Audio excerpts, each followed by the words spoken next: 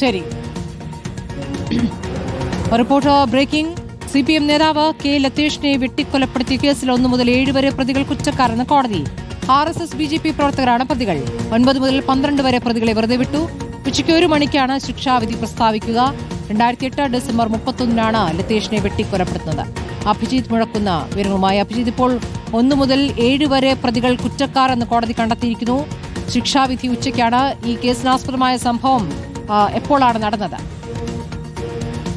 സ്മൃതി, 2008 December 31-നാണ് CPM നേതാവായ K ലതീഷിനെ വെട്ടിക്കൊലപ്പെടുത്തുന്നത്. കടപ്പുറത്ത് വെച്ച് ഒരു സംഘം ആളുകൾ ബോംബെറിഞ്ഞ ശേഷം മാരകായുധങ്ങൾ ഉപയോഗിച്ച് വെട്ടിക്കൊലപ്പെടുത്തി എന്നുള്ളതാണ് കേസ്.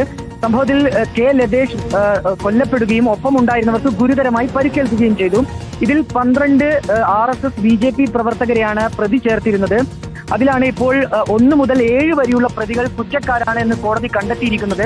8ാം പ്രതി വിചാരണയ്ക്കിടെ മരിച്ചിരുന്നു. കൂടാതെ മറ്റു പ്രതികളെ വെറുതെ വിടുന്ന ഒരു നടപടി കൂടി കോടതിയുടെ ഭാഗത്തുനിന്നുണ്ടായിരിക്കുന്നു. ഇതിലിപ്പോൾ 1 മണിക്കാണ് വിധി പ്രസ്താവം കോടതിയുടെ ഭാഗത്തുനിന്നുണ്ടാവുക എന്നാണ് നമ്മൾ മനസ്സിലാക്കുകയും ചെയ്യുന്നത്. സ്മൃതി.